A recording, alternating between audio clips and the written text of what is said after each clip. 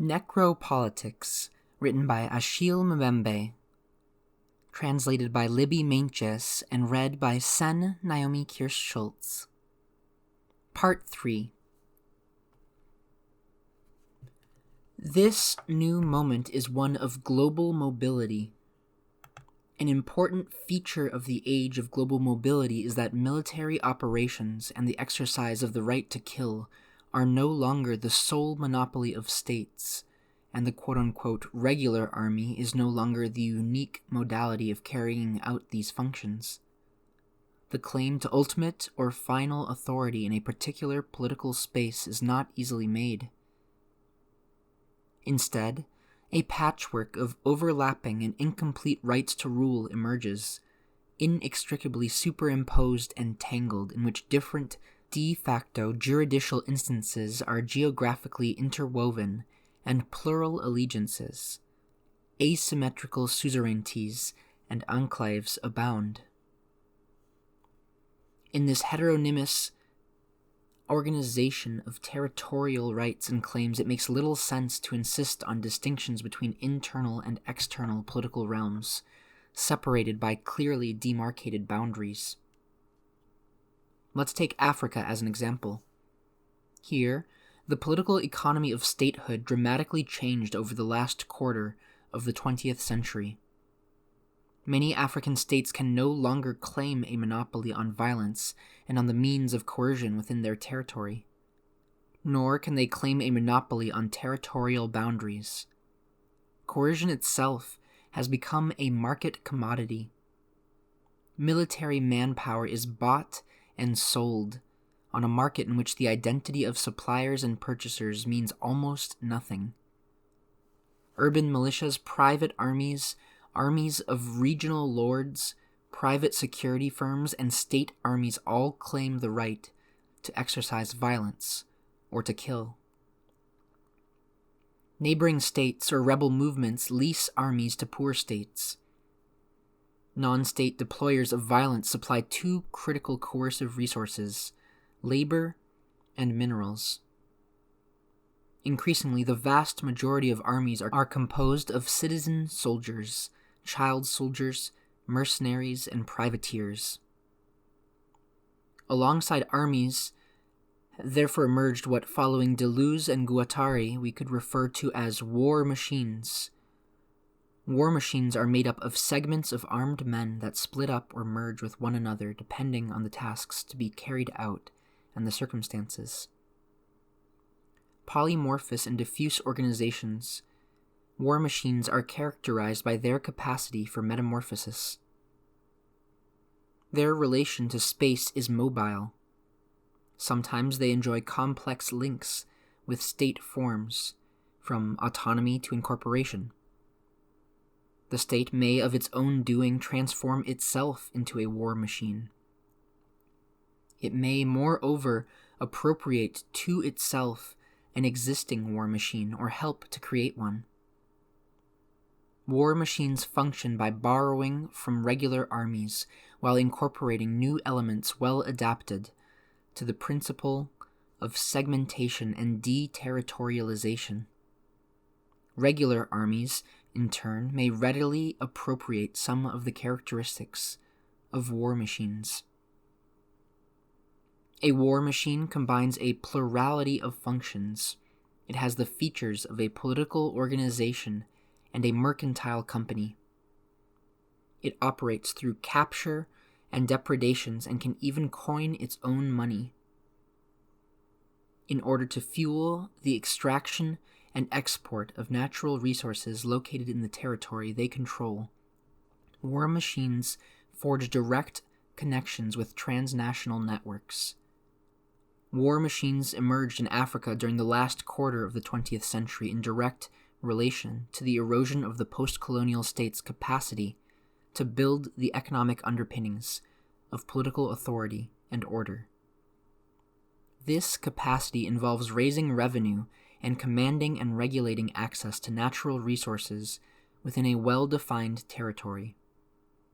In the mid-1970s, as the state's ability to maintain this capacity began to erode, there emerged a clear-cut link between monetary instability and spatial fragmentation. In the 1980s, the brutal experience of money suddenly losing its value became more commonplace, with various countries undergoing cycles of hyperinflation, which included such stunts as the sudden replacement of a currency. During the last decades of the 20th century, monetary circulation has influenced state and society in at least two different ways. First, we have seen a general drying up of liquidities and their gradual concentration along certain channels, access to which has been subject to increasingly draconian conditions. As a result, the number of individuals endowed with the material means to control dependence through the creation of debts has abruptly decreased. Historically, capturing and fixing dependence through the mechanism of debt has always been a central aspect of both the production of people and the constitution of the political bond. Such bonds were crucial in determining the value of persons and gauging their value and utility. When their value and utility were not proven, they could be disposed of as slaves, pawns, or clients. Second, the controlled inflow and the fixing of movements of money around zones in which specific resources are extracted has made possible the formation of enclave economies and has shifted the old calculus between people and things. The concentration of activities connected with the extraction of valuable resources around these enclaves has in return turned the enclaves into privileged spaces of war and death. War itself is fed by increased sales of the products extracted. New linkages have therefore emerged between war-making, war machines, and resource extraction. War machines are implicated in the constitution of highly transnational local or regional economies. In most places, the collapse of formal political institutions under the strain of violence tends to lead to the formation of militia economies. War machines, in this case militias or rebel movements, rapidly become highly organized mechanisms of predation, taxing the territories and the population they occupy, and drawing on a range of transnational networks that provide both material and financial support. Correlated to the new geography of resource extraction is the emergence of an unprecedented form of governmentality that consists in the management of the multitudes. The extraction and looting of natural resources by war machines goes hand in hand with brutal attempts to immobilize and spatially fix whole categories of people, or, paradoxically, to unleash them, to force them to scatter over broad areas no longer contained by the boundaries of a territorial state. As a political category, populations are then disaggregated into rebels, child soldiers, victims or refugees, or civilians incapacitated by mutilation, or simply massacred on the model of ancient sacrifices, while the quote-unquote survivors, after a horrific exodus, are confined in camps and zones of exception. This form of governmentality is different from the colonial commandment.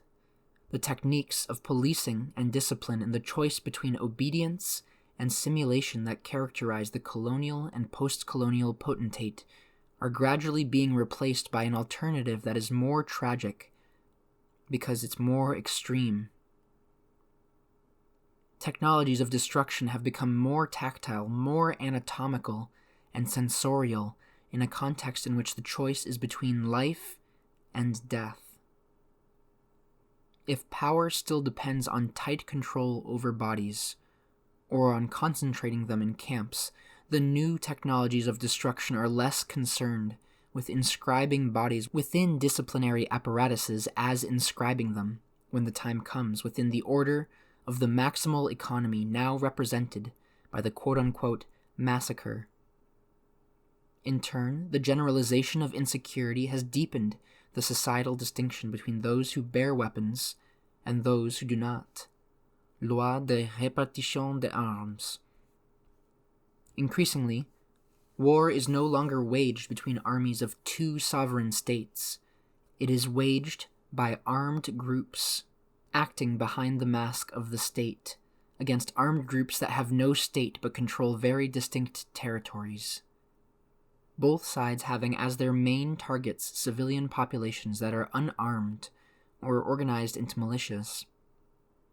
In cases where armed dissidents have not completely taken over state power, they have provoked territorial partitions and succeeded in controlling entire regions that they administer on the model of fiefdoms, especially where there are mineral deposits. The ways of killing do not themselves vary much. In the case of massacres in particular, lifeless bodies are quickly reduced to the status of simple skeletons. Their morphology henceforth inscribes them in the register of undifferentiated generality, simple relics of an unburied pain, empty, meaningless corporealities, strange deposits, plunged into cruel stupor. In the case of the Rwandan genocide, in which a number of skeletons were at least preserved in a visible state, if not exhumed, what is striking is the tension between the petrification of the bones and their strange coolness on one hand, and on the other, their stubborn will to mean, to signify something. In these impassive bits of bone there seems to be no ataraxia, nothing but the illusory rejection of a death that has already occurred. In other cases in which physical amputation replaces immediate death, cutting off limbs opens the way to the deployment of techniques of incision, ablation, and excision that also have bones as their target. The traces of this demiurgic surgery persist for a long time in the form of human shapes that are alive, to be sure, but whose bodily integrity has been replaced by pieces, fragments, folds, even immense wounds that are difficult to close. Their function is to keep before the eyes of the victim and of the people around him or her the morbid spectacle of severing. Of motion and metal. Let us return to the example of Palestine, where two apparently irreconcilable logics are confronting each other, the logic of martyrdom and the logic of survival. In examining these two logics, I would like to reflect on the twin issues of death and terror on the one hand, and terror and freedom on the other. In the confrontation between these two logics, terror is not on one side and death on the other. Terror and death are at the heart of each.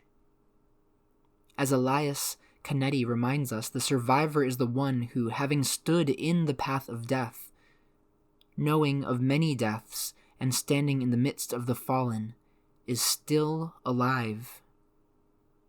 Or, more precisely, the survivor is the one who has taken on a whole pack of enemies and managed not only to escape alive, but to kill his or her attackers. This is why, to a large extent, the lowest form of survival is killing. Canetti points out that in the logic of survival, each man is the enemy of every other. Even more radically, in the logic of survival, one's horror at the sight of death turns into satisfaction that it is someone else who is dead. It is the death of the other, his or her physical presence as a corpse, that makes the survivor feel unique, and each enemy killed makes the survivor feel more secure. The logic of martyrdom proceeds along different lines. It is epitomized by the figure of the suicide bomber, which itself raises a number of questions. What intrinsic difference is there between killing with a missile helicopter or a tank and killing with one's own body? Does the distinction between the arms used to inflict death prevent the establishment of a system of general exchange between the matter of killing And the matter of dying? The suicide bomber wears no ordinary soldier's uniform and displays no weapon. The candidate for martyrdom chases his or her targets. The enemy is a prey for whom a trap is set. Significant in this respect is the location of the ambush laid. The bus stop, the cafe, the discotheque, the marketplace, the checkpoint, the road. In sum, the spaces of everyday life. The trapping of the body is added to the ambush location. The candidate for martyrdom transforms his or her body into a mask that hides the soon-to-be detonated weapon. Unlike the tank or the missile that is clearly visible, the weapon carried in the shape of the body is invisible. Thus concealed, it forms part of the body. It is so intimately part of the body that at the time of detonation it annihilates the body of its bearer, who carries with it the bodies of others, when it does not reduce them to pieces. The body does not simply conceal a weapon, the body is transformed into a weapon, not in a metaphorical sense, but in the truly ballistic sense. In this instance, my death goes hand in hand with the death of the other. Homicide and suicide are accomplished in the same act, and to a large extent, resistance and self-destruction are synonymous. To deal out death is therefore to reduce the other and oneself to the status of pieces of inert flesh, scattered everywhere and assembled with difficulty before the burial. In this case, war is the war of body on body, guerre à corps à corps. To kill, one has to come as close as possible to the body of the enemy. To detonate the bomb necessitates resolving the question of distance through the work of proximity and concealment. How are we to interpret this manner of spilling blood in which death is not simply that which is my own, but also goes hand in hand with the death of the other?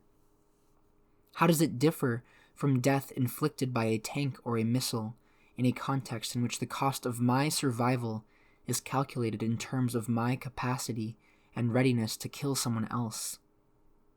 In the logic of martyrdom, the will to die is fused with the willingness to take the enemy with you, that is, with closing the door on the possibility of life for everyone.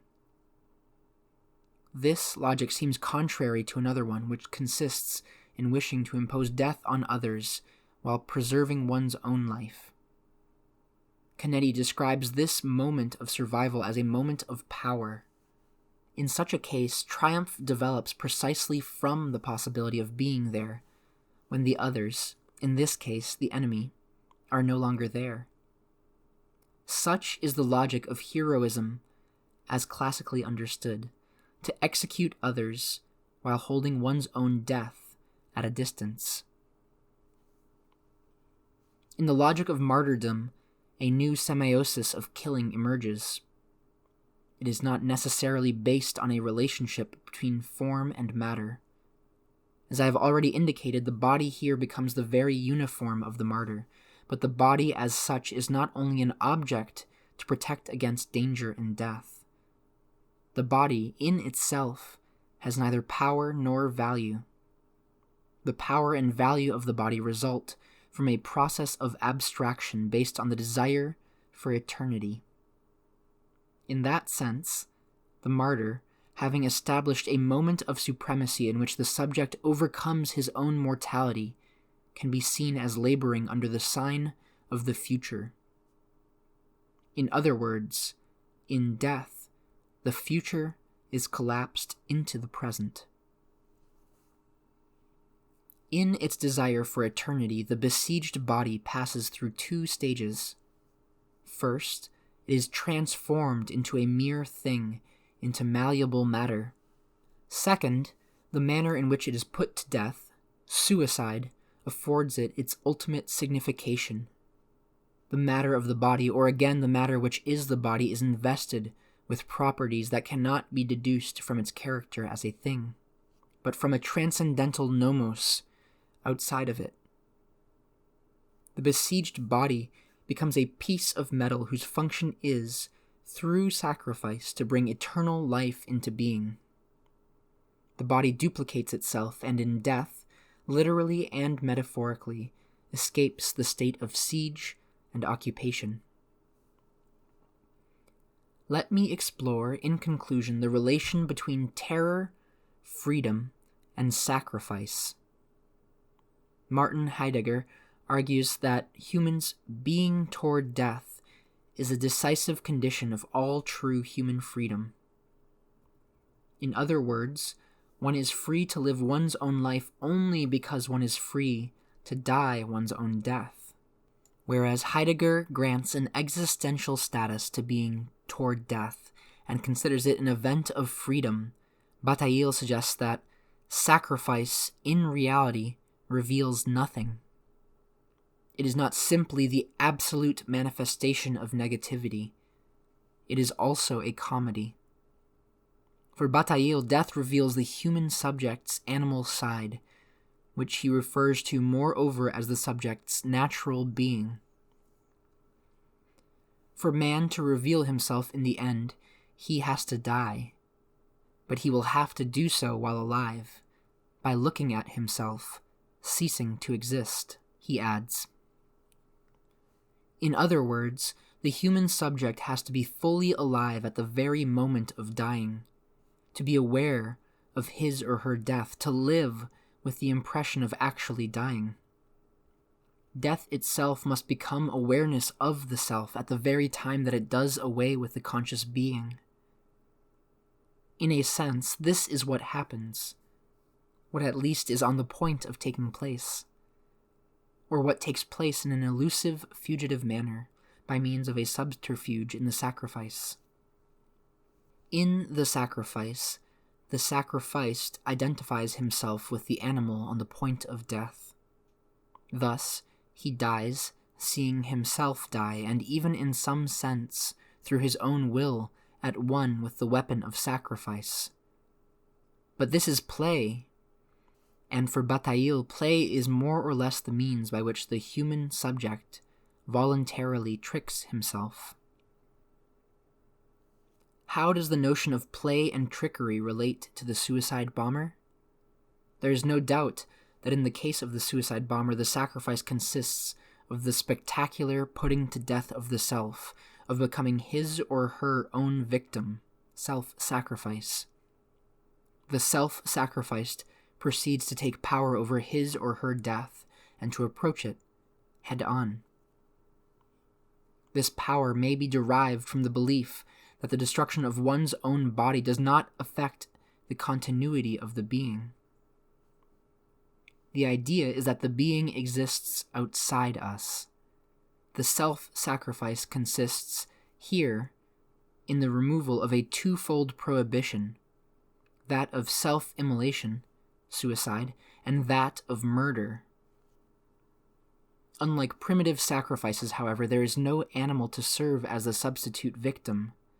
Death here achieves the character of a transgression, but unlike crucifixion, it has no expiatory dimension. It is not related to the Hegelian paradigms of prestige or recognition. Indeed, a dead person cannot recognize his or her killer, who is also dead. Does this imply that death occurs here as pure annihilation and nothingness, excess and scandal? Whether read from the perspective of slavery or of colonial occupation, death and freedom are irrevocably interwoven. As we have seen, terror is a defining feature of both slave and late modern colonial regimes. Both regimes are also specific instances and experiences of unfreedom. To live under late modern occupation is to experience a permanent condition of quote-unquote being in pain. Fortified structures, military posts, and roadblocks everywhere, buildings that bring back painful memories of humiliation, interrogations and beatings, curfews that imprison hundreds of thousands in their cramped homes every night from dusk to daybreak, soldiers patrolling the unlit streets, frightened by their own shadows, children blinded by rubber bullets, parents shamed and then beaten in front of their families, soldiers urinating on fences, shooting at the rooftop water tanks just for fun, chanting loud offensive slogans, pounding on fragile tin doors to frighten the children, confiscating papers or dumping garbage in the middle of a residential neighborhood, border guards kicking over a vegetable stand or closing borders at a whim, bones broken, shootings and fatalities. A certain kind of madness. In such circumstances, the discipline of life and the necessities of hardship, trial by death, are marked by excess. What connects terror, death, and freedom is an ecstatic notion of temporality in politics. The future, here, can be authentically anticipated, but not in the present. The present itself is but a moment of vision of the freedom not yet come. Death in the present is the mediator of redemption. Far from being an encounter with a limit, boundary, or barrier, it is experienced as a, quote, release from terror and bondage, unquote. As Gilroy notes, this preference for death over continued servitude is a commentary on the nature of freedom itself, or the lack thereof.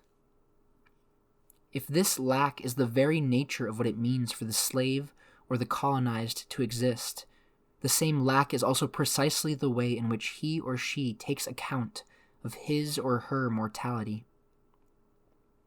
Referring to the practice of individual or mass suicide by slaves cornered by the slave catchers, Gilroy suggests that death, in this case, can be represented as agency. For death is precisely that from and over which I have power, but it is also that space where freedom and negation operate. Conclusion. In this essay, I have argued that contemporary forms of subjugation of life to the power of death, necropolitics, profoundly reconfigure the relations among resistance, sacrifice, and terror. I have demonstrated that the notion of biopower is insufficient to account for contemporary forms of subjugation of life to the power of death. Moreover, I have put forward the notion of necropolitics and necropower to account for the various ways in which, in our contemporary world, weapons are deployed in the interest of maximum destruction of persons and the creation of death worlds, new and unique forms of social existence in which vast populations are subjected to conditions of life conferring upon them the status of living dead. The essay has also outlined some of the repressed topographies of cruelty, the plantation and the colony in particular, and has suggested that under conditions of necropower, the lines between resistance and suicide, sacrifice and redemption, martyrdom and freedom are blurred. This has been Necropolitics, Part 3, written by Achille Mbembe, translated by Libby Meintjes, read by Naomi Kirst-Schultz.